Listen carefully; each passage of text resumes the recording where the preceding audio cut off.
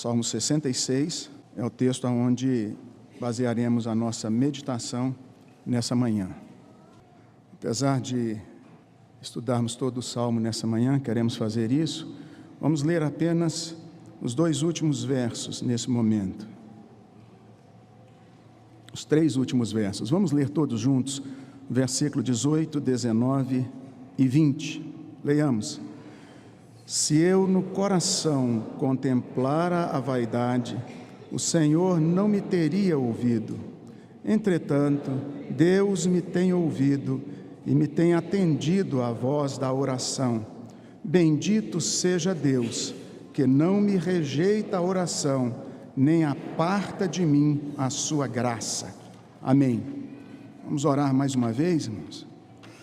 Pai querido, apresentamos ao Senhor as nossas vidas mais uma vez e clamamos ao Senhor que o Senhor fale ao nosso coração.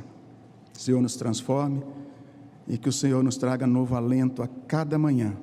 Ajuda-nos a sermos gratos a Ti. É o que eu clamo e agradeço, confessando os meus pecados ao Senhor, em nome de Jesus. Amém.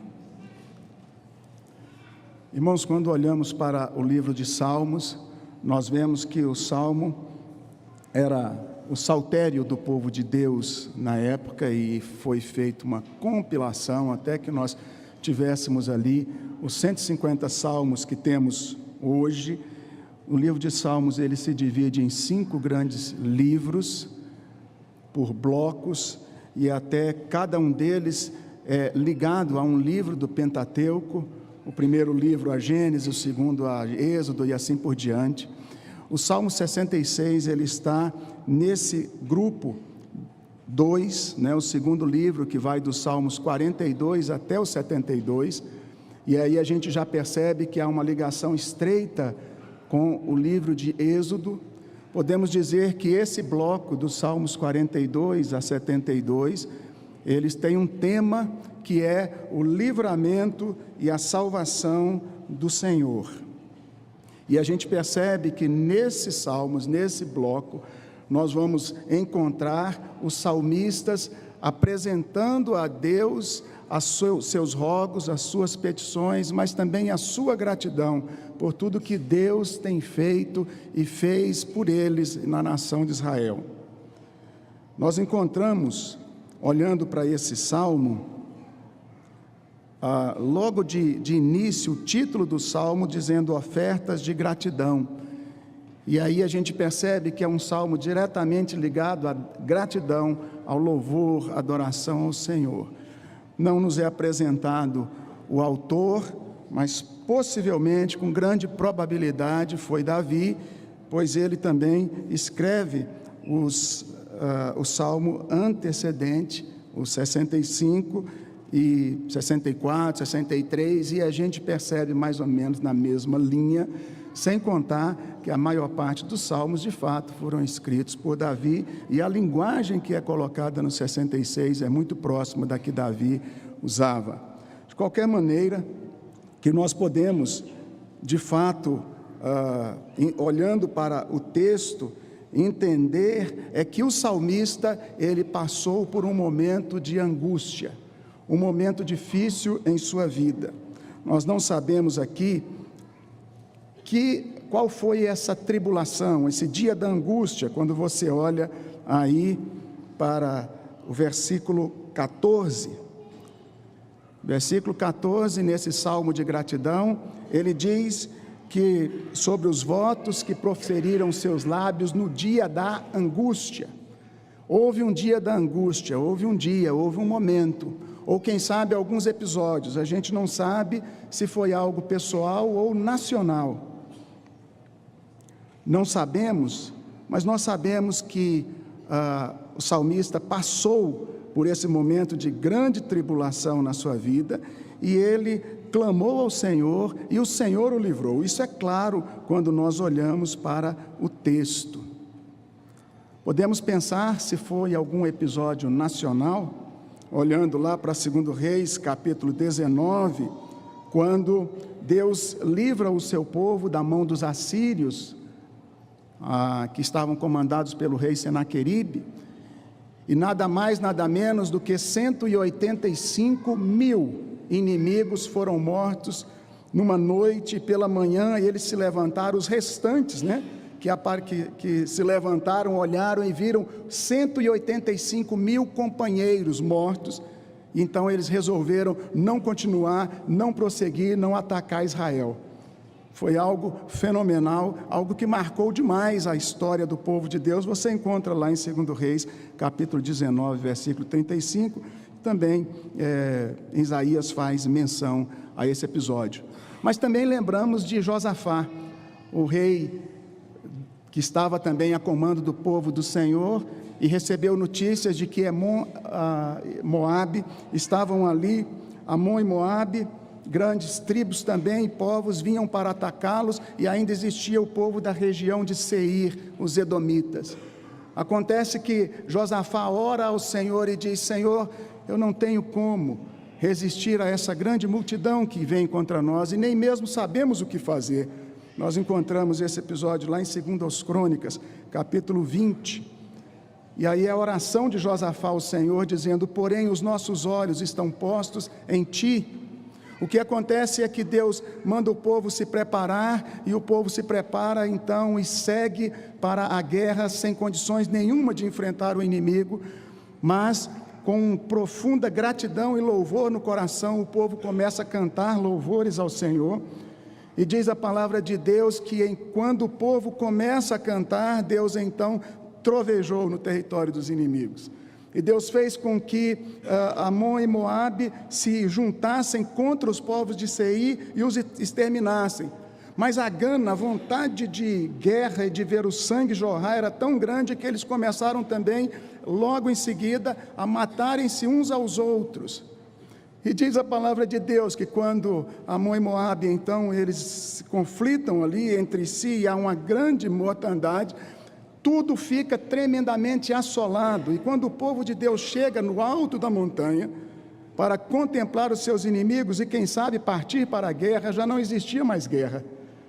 O povo teve a possibilidade de descer e somente levar os despojos, porque todos os seus inimigos já estavam mortos.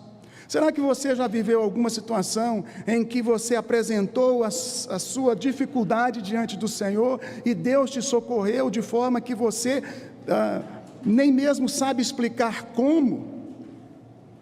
Eu tenho certeza que todos nós temos experiências com Deus.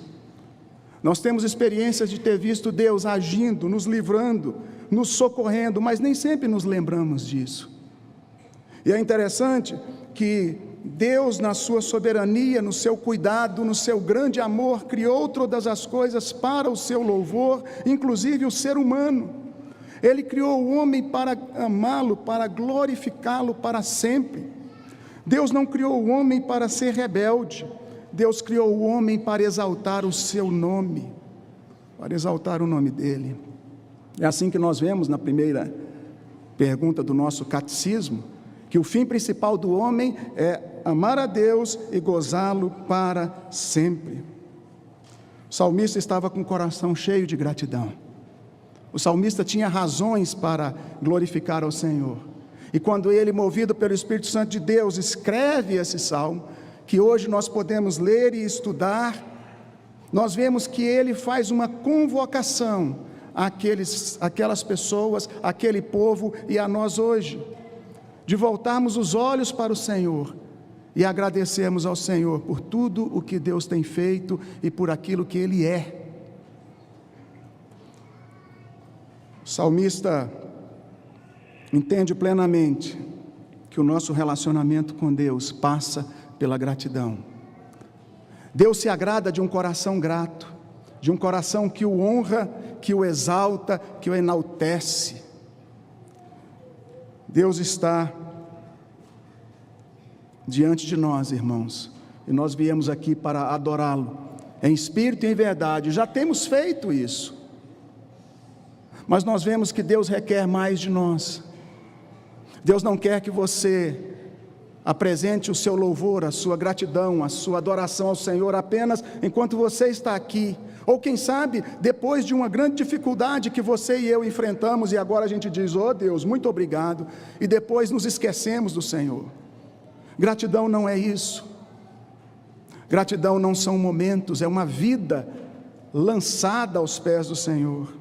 E quando a gente olha para esse salmo, a gente pode encontrar aqui 4 grandes divisões. A primeira delas está nos versículos 1 até o versículo 4, quando o salmista faz uma convocação universal de louvor a Deus. Ele convoca todos os povos, ele convoca a terra para louvar ao Senhor. Ele diz: aclamai a Deus toda a terra, salmodiai a glória do seu nome, dai glória ao seu louvor. Ele faz uma convocação universal, e diz o versículo 3, dizei a Deus, que tremendos são os teus feitos. E agora você pode imaginar os feitos do Senhor na sua vida e na história da humanidade. Que tremendos são os teus feitos. E o salmista podia imaginar os feitos do Senhor e continua dizendo: pela grandeza do teu poder, a ti se mostram submissos os teus inimigos, todos se rendem aos teus pés. O teu poder é infinito, é maravilhoso, tu és o onipotente, aquele que pode todas as coisas. E ele diz: prostra-se toda a terra perante ti, canta salmos a ti, salmodia o teu nome. O salmista consegue olhar e perceber quanto Deus é exaltado na sua criação.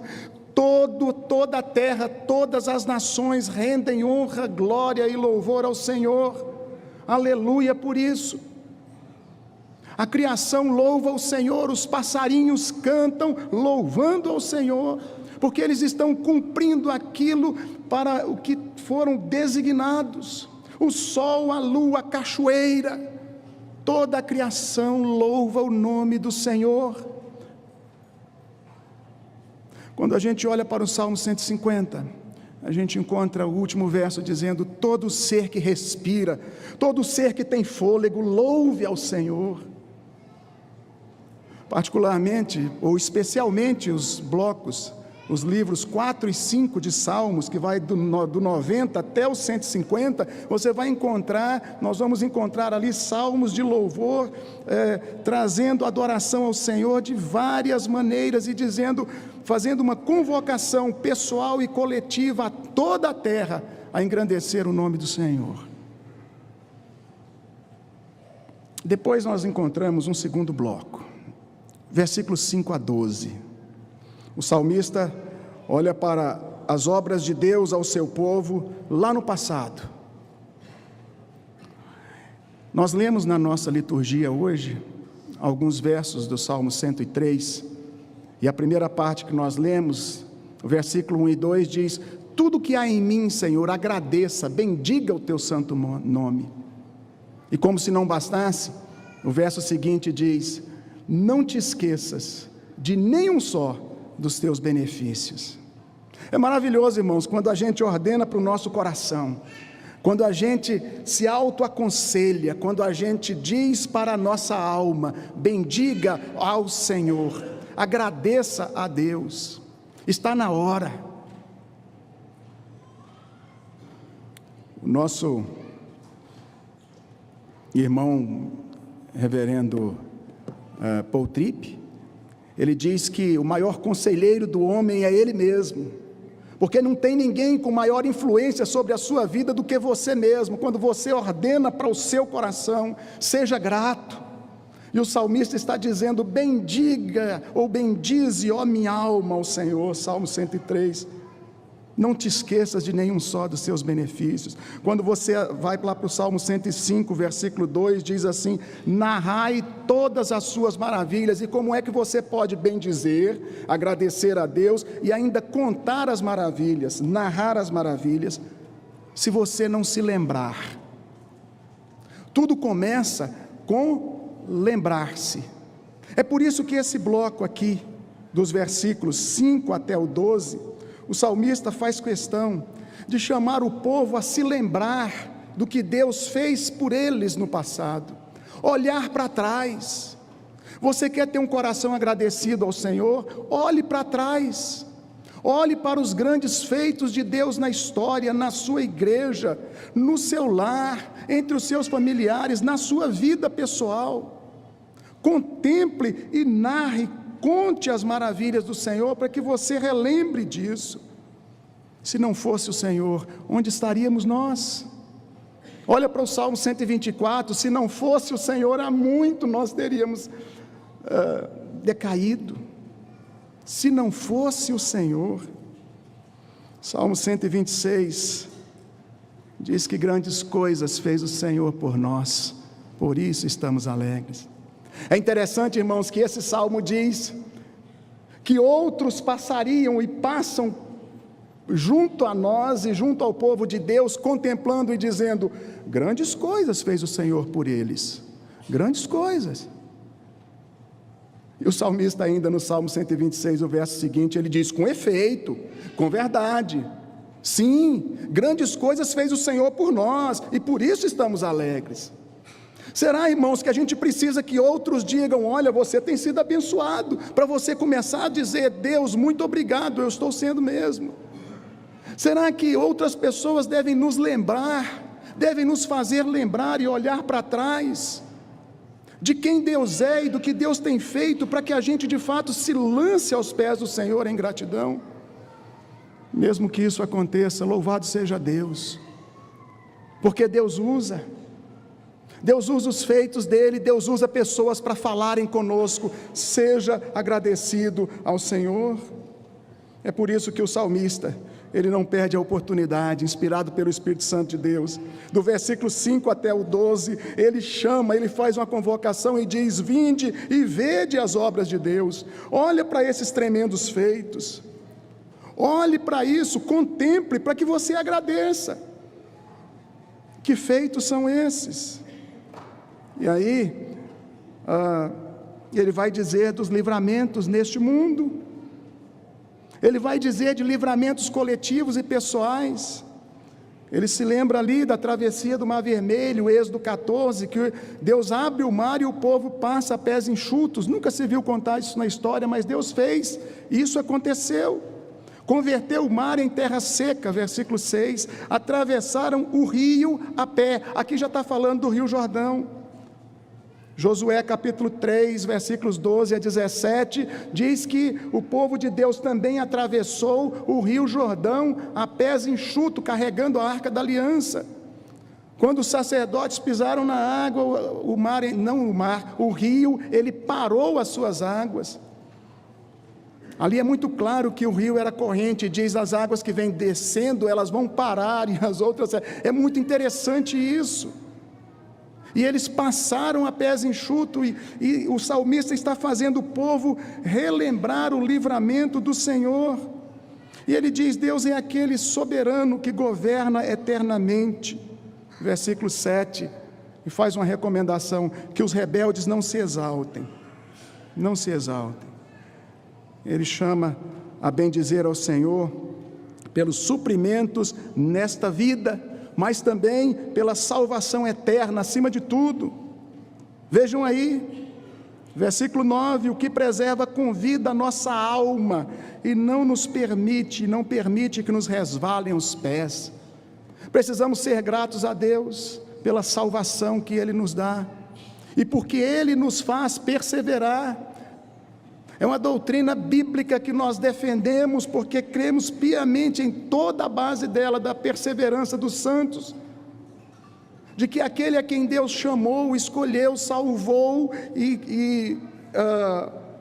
para si mesmo, Deus vai preservá-lo, Deus vai fazê-lo perseverar até o fim, porque quem nos sustenta é o Senhor. Quem preserva com vida a nossa alma, quem garante os céus, a vida eterna, é Deus. E ainda, mais um motivo de olhar para trás, o salmista olha e vê a mão de Deus em cima das provações. Difícil, não é, irmãos? Difícil agradecer a Deus quando estamos passando por lutas. E o salmista deixa isso muito claro, dizendo: Deus, o Senhor, nos provou, versículo 10, acrisolaste-nos como se acrisola a prata. O Senhor nos botou no fogo para nos purificar. Não foi para acabar com a gente, foi para nos melhorar um pouco. O Senhor fez isso, Deus, e não foi o capeta, não foi o diabo, não foi o inimigo, foi o Senhor. nós estamos nas tuas mãos, porque tu governas todas as coisas e todo mundo. Ele diz isso anteriormente, sobre o governo de Deus. Ele diz: Senhor, o Senhor fez isso conosco, o Senhor nos deixou cair na armadilha do inimigo, o Senhor permitiu que os homens cavalgassem sobre a nossa cabeça. Deus, o Senhor oprimiu as nossas costas. Como se não bastasse, Deus, nós passamos pelo fogo e pela água. Tivemos experiências terríveis de todos os lados. O salmista lembra disso, não para ter aqui uma autocomiseração, sentir dó de si mesmo, e nem trazer um sentimento de pena e compaixão aos outros em relação a ele. Não é nada disso. O salmista se lembra das tribulações que passou para dizer: Deus, o Senhor é maravilhoso. Passamos pelo fogo e pela água, porém, final do versículo 12, afinal, nos trouxeste para um lugar espaçoso. Louvado seja o nome do Senhor, irmãos. Porque se por um lado Ele permite sofrimentos, por outro lado Ele participa conosco nos sofrimentos. Ele caminha conosco, Ele nos supre. Deus é aquele que estende as mãos a nós, e Ele ainda provê livramento. No momento certo Ele diz basta. No momento dele, Ele nos toma de um lado para outro, Ele muda a realidade, Ele muda o cenário. E o salmista diz: precisamos lembrar disso para ser agradecido ao Senhor. Essa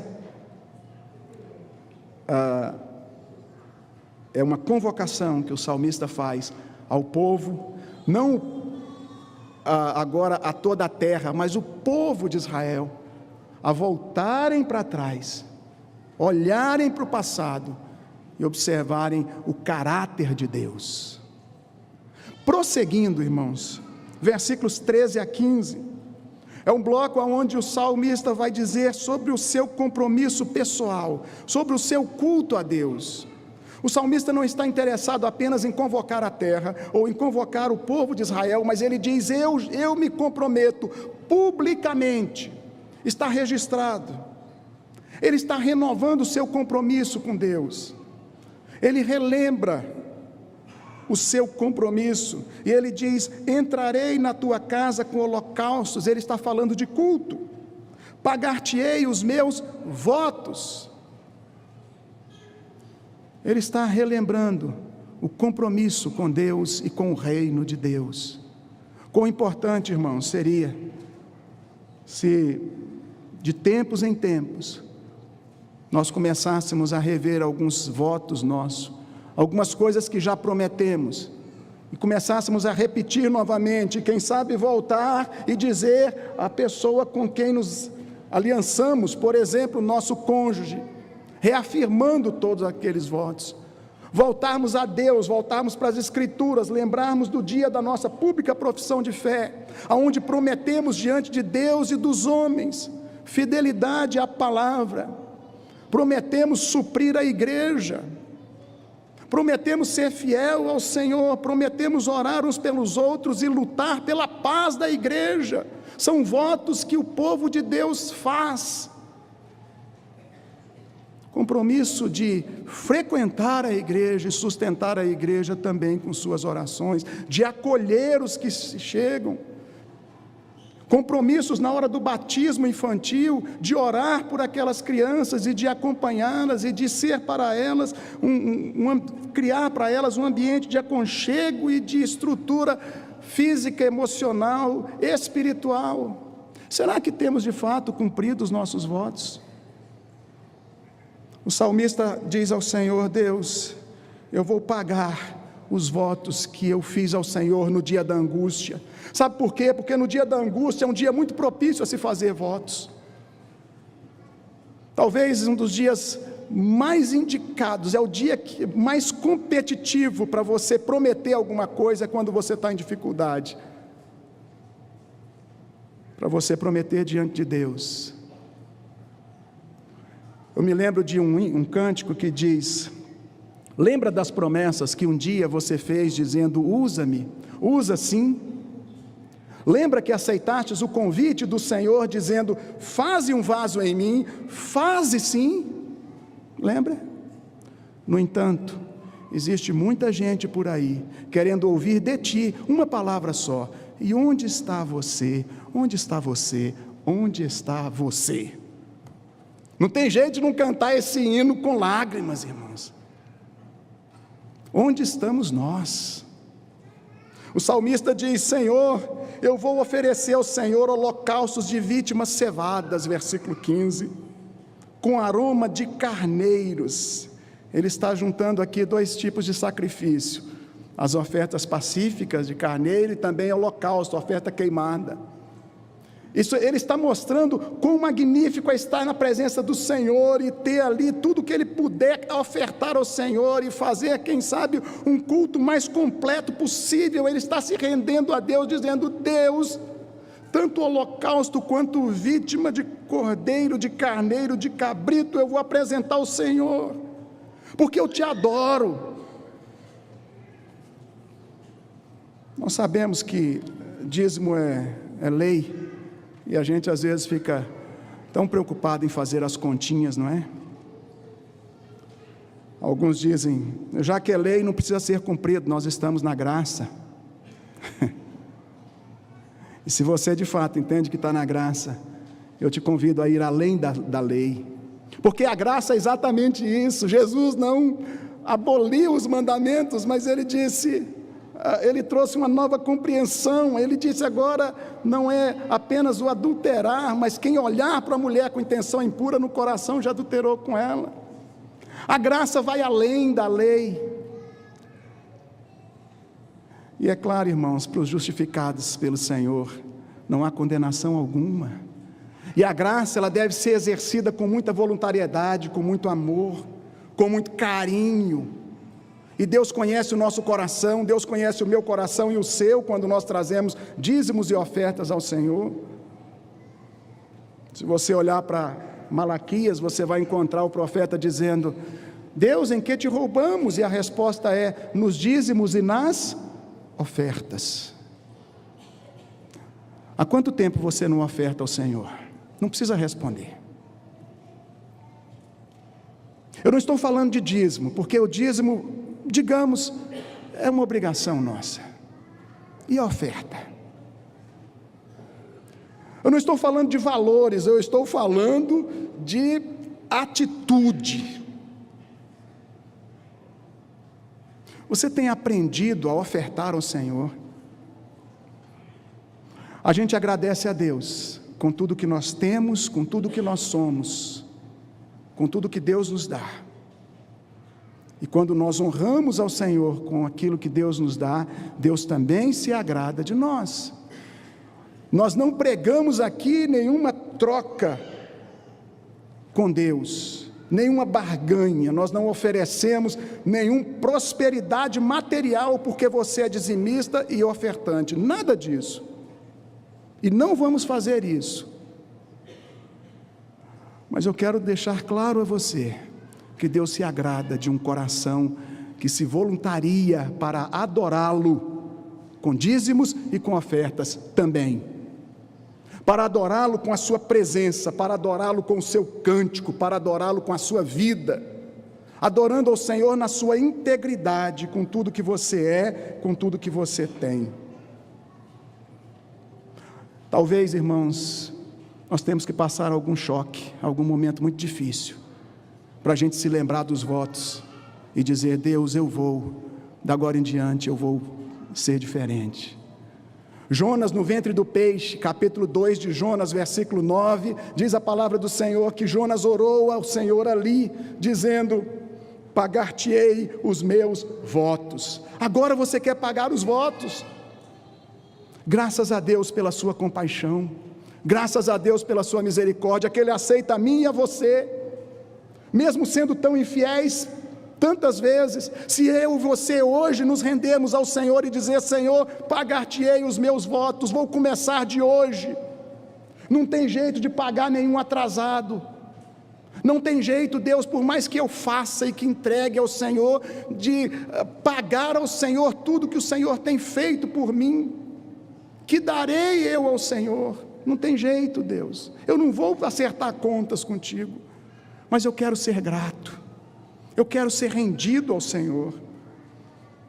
E essa decisão de pagar os votos é uma decisão que o salmista tomou, e ele traz então o seu testemunho pessoal, fechando o salmo, versículo 16 a 20, é um testemunho pessoal, e esse testemunho é ligado, é direcionado, é destinado a um povo específico.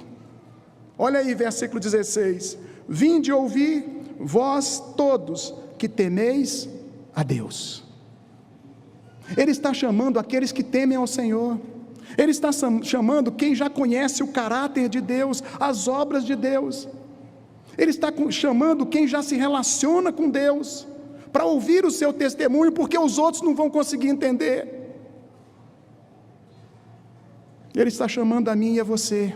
Ele disse: vós que temeis a Deus, cheguem mais perto, ouçam o que eu tenho para dizer. Olha o que Deus tem feito pela minha alma. E ele diz: eu clamei, eu pedi, mas eu também exaltei, eu glorifiquei. Eu passei pelas duas experiências, eu clamei e eu exaltei, só que eu fiz isso com um desprendimento total, um desprendimento pessoal. Eu abandonei os meus pecados, eu fui ao pó, eu me humilhei. Eu não fiz isso com exaltação, eu fiz isso com humildade. Se eu tivesse contemplado no coração a vaidade, o pecado, Deus não teria me ouvido.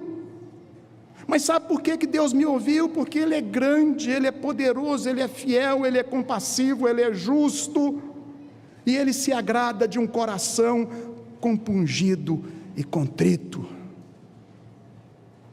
Um coração compungido e contrito Deus não despreza. E Ele diz: se eu contemplar a vaidade, o Senhor não me teria ouvido. Entretanto, Deus me tem ouvido e me tem atendido à voz da oração. Essa é a conclusão do salmo. Ele diz: Deus tem me ouvido, e isso é no presente, isso é no passado, porque Ele me ouviu, e Ele continuará me ouvindo, Ele continuará atendendo à voz da minha oração, Ele continuará comigo, porque Ele é Deus Emanuel, Deus conosco. Louvado seja o nome do Senhor, irmãos. A tradução NVI diz: eu louvo a Deus, porque Ele não deixou de ouvir a minha oração, e nunca me negou o seu amor. Deus nunca negou o seu amor para conosco, e Ele não vai nos negar. Eu quero dizer a você, para a gente aplicar essa mensagem, em primeiro lugar, que você deve se lembrar do caráter de Deus. Se lembre do caráter de Deus, isso vai te auxiliar a ser grato. Lembre de quem Deus é. Não se esqueça de que nós estamos tratando com o Criador de todas as coisas, com o Salvador que deu o seu Filho por nós, com o autor e consumador da nossa fé, com o dono da vida, com o Rei do universo, que pode todas as coisas. Lembre do caráter de Deus. Segundo, lembre-se das obras de Deus. O que Deus fez hoje na sua vida, o que Deus está fazendo, o que Deus fez no passado. Lembre-se disso, para que o seu coração se encha de esperança nesse Deus que continuará conosco no futuro. Lembre-se das obras de Deus, e você será mais grato a Deus. Terceiro lugar, relembre sempre e renove os seus votos para com Deus. Isso vai te ajudar a ser grato também, porque você vai dizer: Deus, eu só sou o que sou pela tua graça. Relembre e renove os seus votos, o seu culto pessoal ao Senhor. E em último lugar, lembre-se sempre de testemunhar e de bendizer ao Senhor em todo o tempo. Lembre-se de que Deus tem ouvido a voz da sua oração. Lembre-se de que a intimidade com Deus requer afastamento da iniquidade. Se eu no coração contemplar a vaidade, Deus não me teria ouvido. Desprenda-se daquilo que te afasta de Deus e corra aos braços do Senhor, porque Ele é rico em perdoar, Ele é rico em cuidar de nós, Ele é gracioso, e que Deus nos abençoe. Amém.